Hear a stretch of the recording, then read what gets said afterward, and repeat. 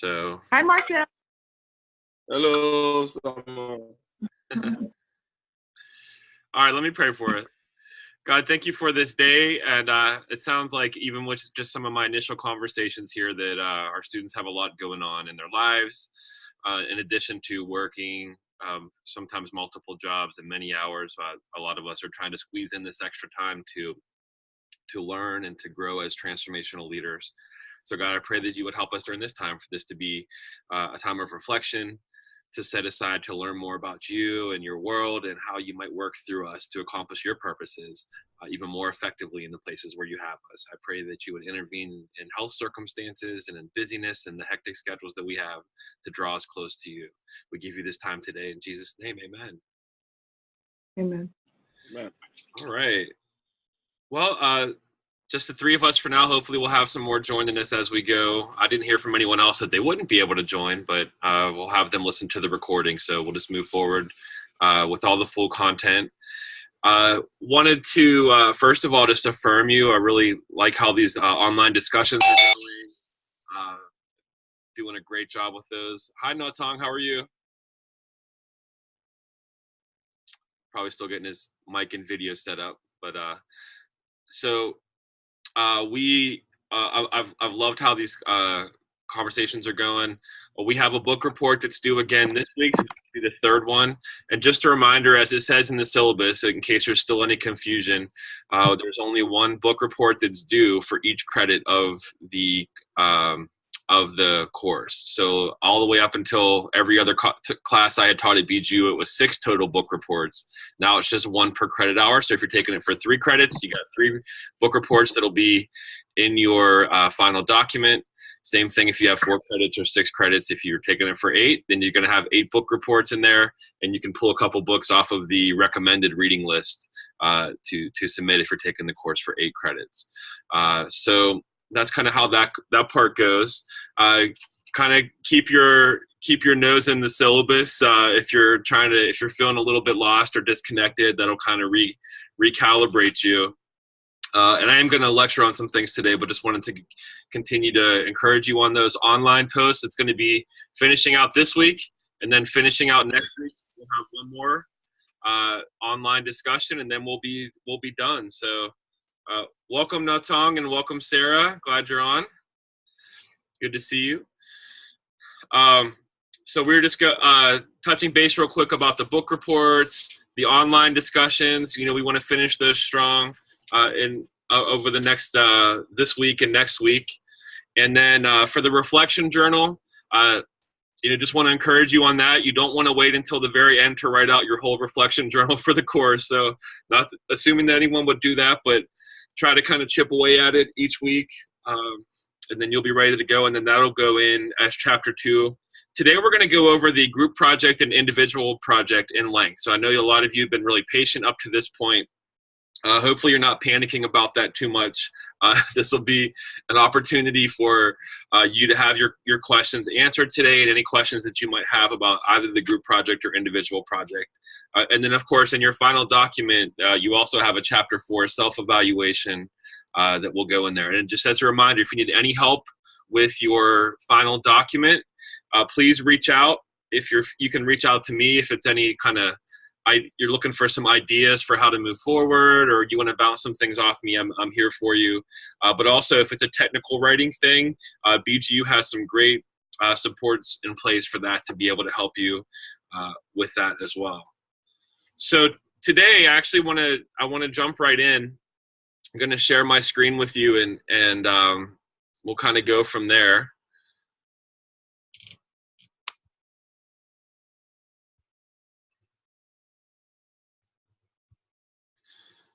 Should be coming up here shortly. All right. So, already welcomed everybody. One of the things I want to talk about this week is our project. So in your group project, you're going to be helping each other to move towards your individual project. So everything that you do in your groups is related to helping you to identify and start to implement the individual project that you're going to do for the course. When we get into the group presentations, each of you will give a 5 to 10 minute overview of how you worked with your group to kind of land on this individual project, and you're going to share just a brief overview of where you're headed with your individual project. Then when you all submit your final documents to me at the end of the course, that will be your full write-up of everything that you worked on for your individual project. So in your groups, as it's kind of said online in the week 6 lessons page, you saw this information there. There are lots of different ways for you to go about the work of poverty alleviation, social justice, diversity, relief, development, and advocacy. This is a really broad course that we have had, and through the required reading books that you've all read through, you've been exposed to a lot of different approaches to poverty alleviation and all the things that we're talking about in the course. So what I wanted to do today is just go over some of those things that you can do for your individual project, and I'm going to introduce 3 tools to you that will be really practical tools for you to use if you want to for your individual project. So concepts like appreciative inquiry and asset-based community development are located in your book, When Helping Hurts. And you will see in that book, they describe those processes. BGU actually offers an entire class on asset-based community development. Some of you may have taken that already. So you might be familiar with the process. But that's asset mapping your community. And there's a whole process to be able to do that. Appreciative inquiry is asking questions that are hopeful questions of people in your neighborhood or in your context that will draw out the assets that are in that neighborhood or context. I won't go into too many details about that because today I'm going to focus mostly on the gospel ecosystem, the ministry wheel, and street signs. Those are the 3 tools that I'll be introducing for you to consider to maybe use for your final project. Now, you don't have to use any of them. You could also do interviews, surveys, and questionnaires, traditional research methods to do your final project. You could also write a case study for me involving history, demographics, the political, economic, and religious systems that are impacting your context. You know, why is there poverty in your context? Who is doing what to try to alleviate that poverty? Why are there racial or ethnic tensions in your context? Who is doing what to try to alleviate those tensions? What are the main justice issues that are impacting you in your context? And who is doing what to try to impact the social justice issues that you're experiencing in your context? So that's what a case study would be, where you would kind of more write in a narrative form about the issues that we've talked about in our course. Dr. Ryan? Yes. You were saying a lot of stuff, and I'm trying to capture it because it's making a lot of sense in terms of where I want to go. You're going quickly. Oh, okay. Yeah, sorry. I'll slow down a little bit and pause for any questions. I know, again, this is recorded, so if you want to go back through, Marcel, and listen to the recording or fast forward to this part, you can do that. All right. So let me pause there. Did you have a specific question, Marcel, or you were just asking me to slow down a little bit? I was trying to write while you were talking. Oh, okay. Yeah, so I'll review from this slide. Our group project, which leads to your individual project, is a faith-rooted organizing and a research project.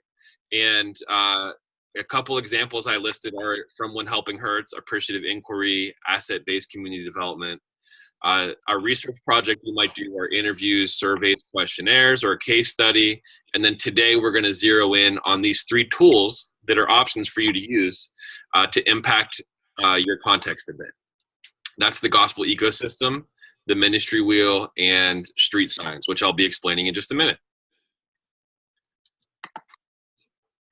The gospel ecosystem is available. It's actually from the book Center Church, and I'll hold it up for you right here. It's by Tim Keller.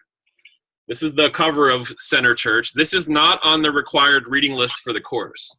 But the cool thing about this book and what I'm about to go over is that it is available as a free download in BGU's online library. So if you listen to the lecture today and you decide that you want to do the gospel ecosystem in your city, then you can go and you can get that resource from the online library, and it'll have some more details about it that you can go in depth. I'm also happy to help you to do this one. I've had several students who have taken this course over the past couple years who have done a gospel ecosystem in their area, and it really helped them to get to know their city better and their community better. And it was a fun thing for them to do. So that's why I keep incorporating it into the course. So what Keller says in the book Center Church is that every city, for the church to be thriving there, for followers of Jesus to help, for the church to thrive, and also for the city to thrive because the church is there, he talks about a gospel ecosystem that needs to be in place. The gospel ecosystem, he says, has 3 rings. At the center of the ring is a contextualized theological vision, which happens through local churches mostly. So these would be churches, some may have been there for hundreds of years, some might have been there for 1 week or 2 weeks, but these are churches that are contextualizing the gospel to a group of people in a certain place. It might be a great big mega church with thousands of people. It might be a tiny house church where there's just a small group of people meeting in somebody's home or in a coffee shop. It could be a missional church. So many different ways that we see God kind of creatively working through his church to express themselves. But at the core of the theological vision is this contextual theological vision is local churches. So one of the things that you would do if you were going to map out the gospel ecosystem in your context is you would go around and you would try to find the different churches that are in your area and describe them a little bit. Maybe try to meet the pastor, or just walk in and introduce yourself. Let them know that you're a person of peace in the neighborhood who's trying to get to know the neighborhood, and describe who's contextualizing the gospel to that neighborhood, and what does that contextualized gospel look like? What's the theological vision for that neighborhood? If you expand out from that, you have the second ring that Keller describes, which is church planning and church renewal movements. So these would be pioneering type of people who are church planners, who are planning churches many times in hard places. They are starting from scratch. There's lots of different ways to plant churches. As you all know, I'm preaching to the choir here. There's lots of different ways to get new churches going. But what Keller suggests is that sometimes there's competition between church planting movements and local churches that are already in a neighborhood. And he says, what's the point of that? Why should there be competition between churches that have been there for a long time or that established and people that are planning churches? So what Keller suggests is they're actually critical to a gospel movement in a city to have people who are risk takers, pioneers, entrepreneurial spirits that are starting new churches or church renewal movements. That could be kind of stepping in to take over a church. Here in Pittsburgh, we have a church that was once over 1,000 people that had dwindled down to less than, I think, 10 or 15 people. And our church, Northway, where I'm a pastor, actually stepped in to help revitalize and rejuvenate that church. And this past Sunday, they had, I think, around 400 people at the church. So there's opportunities to kind of step in and help walk alongside churches that could be revitalized as well. So Keller's argument is that would be an essential part of what transformational leaders do to rise the tide of their city, is to support church planners and church planning movement. My question for the course is, do you know who the church planners are in your context? Have you met them? Have you reached out to them to pray with them and encourage them? Have you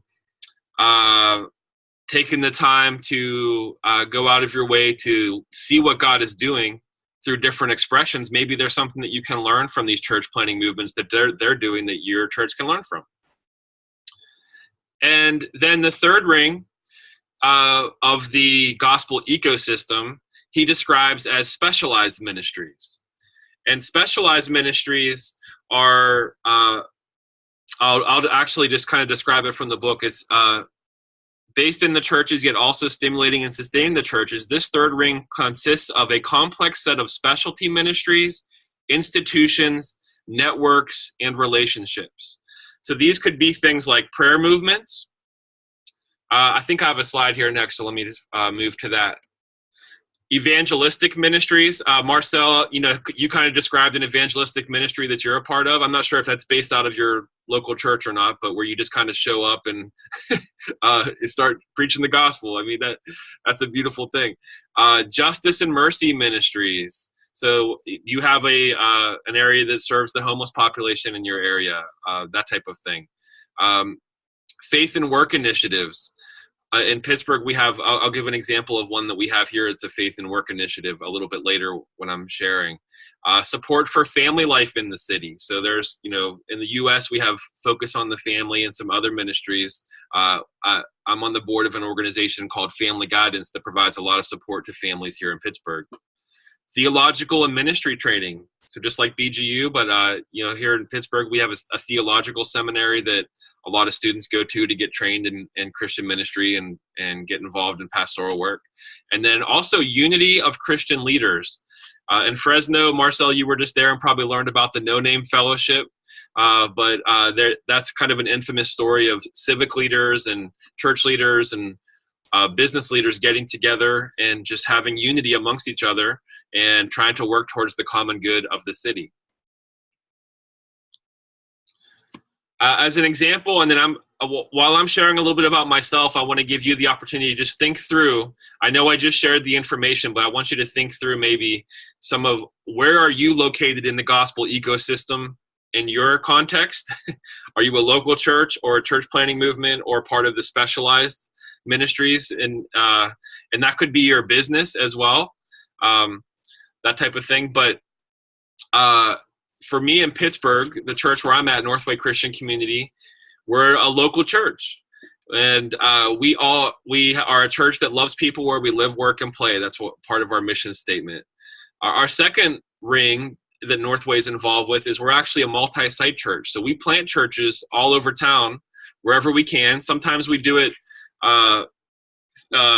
in a certain type of way, and then we have different models that we're pioneering in different neighborhoods as well. So we highly emphasize sometimes our church plants stay really connected to us in our central support structures. And I know, Summer, you'll appreciate that as a good executive pastor, the structures that are in place. But then sometimes we have our church plants that we help them to get started, then they break off and they're totally independent of our structures. And so it really just kind of depends where the Lord is leading. And then the third ring, part of what I've been involved with is prayer walking movements in our city, leading people to walk around and pray in different neighborhoods. Strategic partnerships like our LAMP mentoring program, which I've shared some about in this course, where we partner with Pittsburgh Public Schools to provide mentors for kids who are going to the public school district. We recruit all of our mentors from local churches. Pittsburgh Leadership Foundation pulls together business leaders to empower business leaders where they work to utilize Kingdom of God principles with how they lead their workers and with how they do business. And then TEDS is a theological seminary also that Northway has been kind of a part of getting going here, a branch of that here in Pittsburgh. And then transformational outreach, we mobilize our congregation to serve in lots of different ways with local and global partners. Some people call that missions, but for us, we call it transformational outreach. We're trying to mobilize 100% of our congregations to serve outside the walls of the church in lots of different ways that are creative ways with specialized ministries. So again, I've been talking a lot, so I'm going to be quiet and listen to you guys now for a little bit. The question that I wanted to ask then is, you could describe the gospel ecosystem in your city as part of your project, and you could go around and try to find, okay, where are the local churches? Where are the church planners and church planning movements? And what are the specialized ministries within my geographic area or a certain part of town that you feel really called to? It sounds kind of big, but it would actually just involve you, intentionally kind of doing some research in that area. But the question I have for you is, how is God calling you to participate in the gospel ecosystem? So where would you kind of orient yourself within a gospel ecosystem in your city? And I'm going to stop sharing my screen here so we can chat a little bit. Anybody want to go first and just share? I know I'm throwing a lot at you. So as I was sharing, where did you kind of see yourself in your ministry? Dr. Brian, if I could go first, I've learned so much coming out of Fresno. In my church context, we have an entire system set up, but I think what we need to do is to create more partnerships, and we've started to do that because there's a section of the church, for example, that does mapping, what we call spiritual mapping, and looking at the locations as to where might be prudent for us to establish a church. And then there are another group of persons who actually go and preach the gospel, like myself as an evangelist. So once the mapping is done, you call in another tier and the gospel is preached. And then once the gospel is preached and a certain amount of persons would have given their lives to Christ, another group of persons may move in to do pastoring and so on. But I think that is just from a local church perspective. I think what we need to do, as I'm listening to you, is to create partnerships that are just bigger than the local church if we're talking about maximum impact. Because a single church working by itself might not be able to make the impact that it could make as against a church that, you know, attempts to partner with other churches so that we could have the kind of impact that we want. But in my and I've started to do that, partner with some churches for the purpose of preaching. And sometimes what we do, to rather than us attempting to establish a church that could be an extension of our local church, we actually partner with other churches to help that church improve in terms of what it should be doing and so on, in terms of training and teaching and so on. So we help with that. But I think in my context, we need to do much more in terms of building these larger relationships rather than just looking at it from, you know, a local church perspective.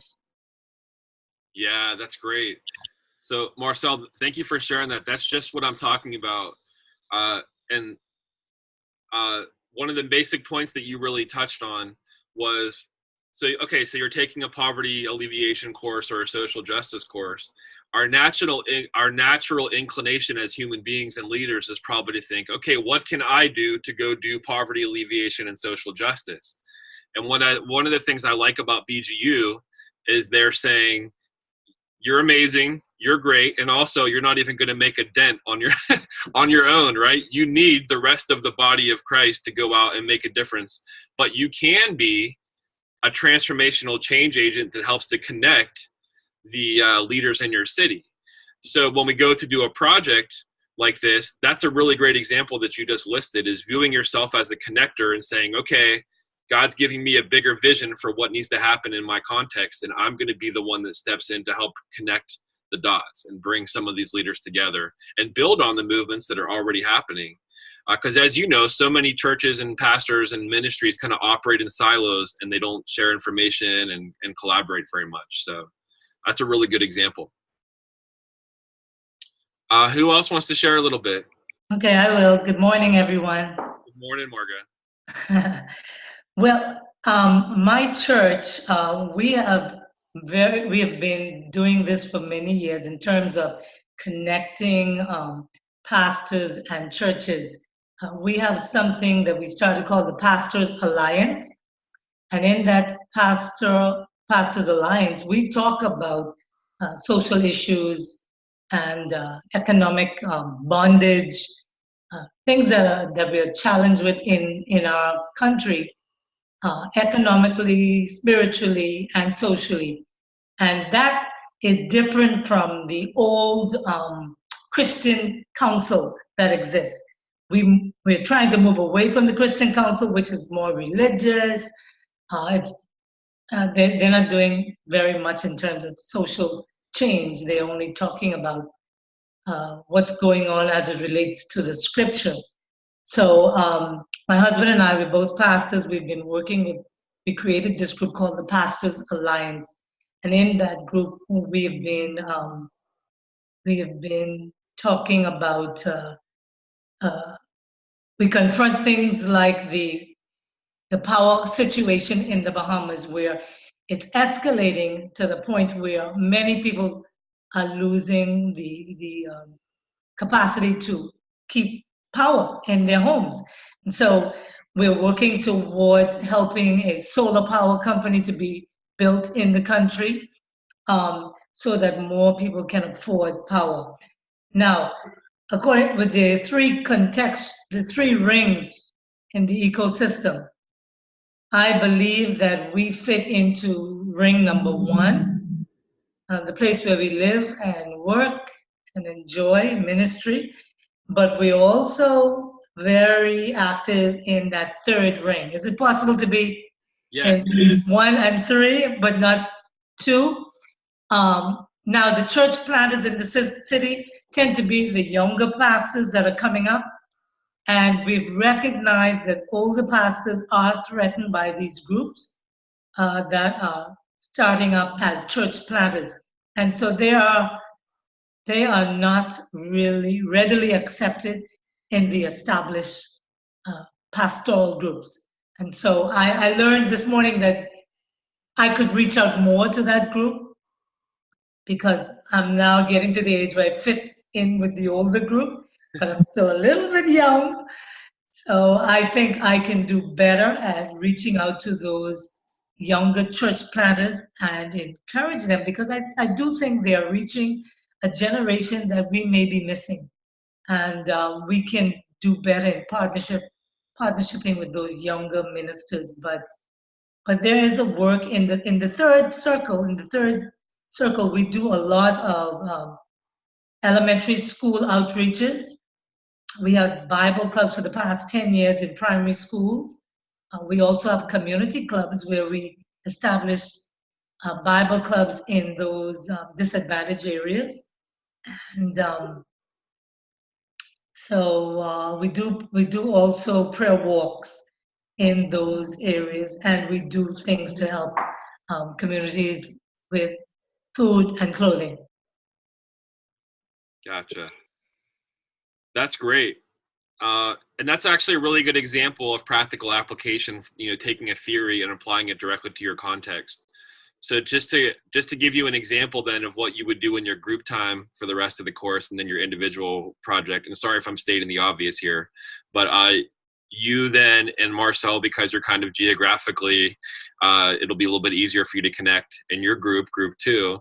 Between now and your group presentation in the Zoom room, you would kind of, let's say that you wanted to pick the ministry wheel and specifically describing the work that you're doing in weeks in the first circle and the third circle in your project. You're writing that to your PLC, and you're also then hopefully kind of sharing that information because you're connected with your pastor network. You're going to share that research and information with them to help kind of raise the tide of the gospel ecosystem in your city. And then you self-identified a weak spot for you, maybe number 2. And so you'll also share that information. And between now and when you give your brief overview, you and Marcel would kind of collaborate. He could help you flesh that out a little bit about what specifically that might look like to meet with the church planners, or and then when you get into the group presentation in the Zoom room, it would just be a quick 5 to 10 minute overview. Hey, everybody, I did end up deciding to go with the ministry wheel approach, and I'm going to meet with church planners for my project. Here's where I found out that some of them are already, and here's where I'm at in my research.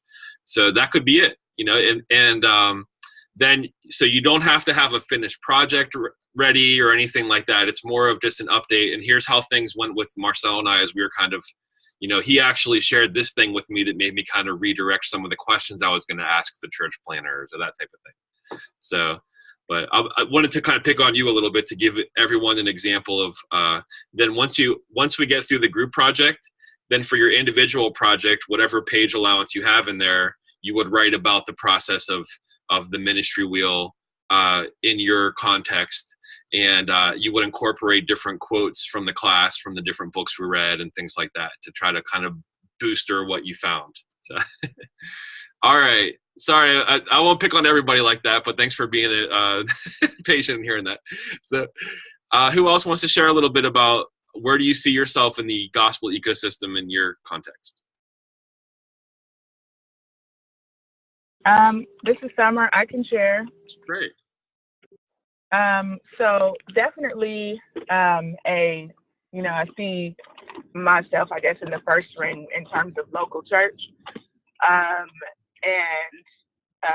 as I mentioned to you, Dr. McCabe, at the beginning of the call, so my father planted this particular ministry some time ago. And so I would say that much like most organizations, right? I think the church has gone through sort of this like S curve, right? Where there's periods where we're really, kind of on it, and then there's periods when, we're kind of not so much. And so when we first started, like we were really, really, really, really like inner city missions focused. Like we had a homeless feeding program. We had a debt payoff program for people, like getting people out of debt and things like that. And then over time, and there were some things that we, like right now, because of the hepatitis epidemic that's happening in San Diego, to do the homeless thing, we've got to jump through the homeless feeding. We've got to jump through a few more hoops. But at any rate, we've always been a loving sort of community church that welcomes all and, tries as best we can to serve and meet the needs of the community around us. But I think with the changing sort of, because when we started, I'll be honest, like the racial climate was a bit different. It wasn't as strained. We are now in a community, which I mentioned, I think, in one of my discussions, that is now largely Latino Chicano. And at present, we don't have anybody on staff who is a fluent Spanish speaker.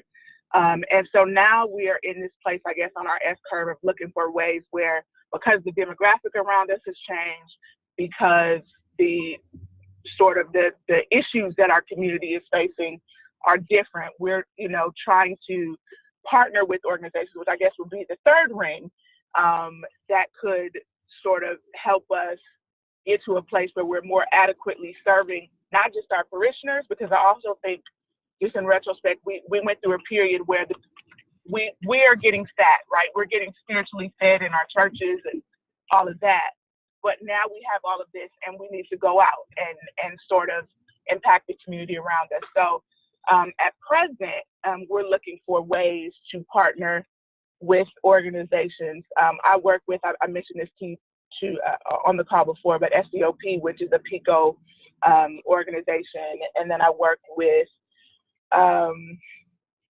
another organization here in the city that kind of is addressing the needs. But now we are sort of looking at the structure of how we do our ministry and really trying to ensure that our parishioners are involved, right? That we're more involved, so we do now what we instituted a social action Sunday. So every third Sunday of the month, like there is this major, along with our service and all of that, there's this major push that we kind of focus on, and whether it be having someone, a speaker come in and talk about, major issues, or whether we adopt a particular, situation that we're going to work on, just so that we can keep our parishioners sort of ever mindful of you're not saved just to be saved so you can go to heaven, right?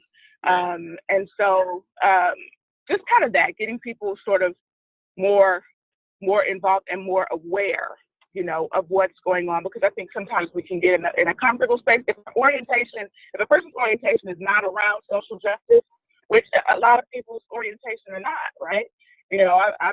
I'm fine. I sent my kids to college. I'm okay. But if a person's orientation is not around that, there has to be ways that we present the gospel in such a way so that it's understood that this is our responsibility. And so I think this is where we are right now, just kind of reawakening the congregation and looking for ways to partner and all of that. So good. Yeah, that's a great description of it. And again, seeing yourself as a transformational change agent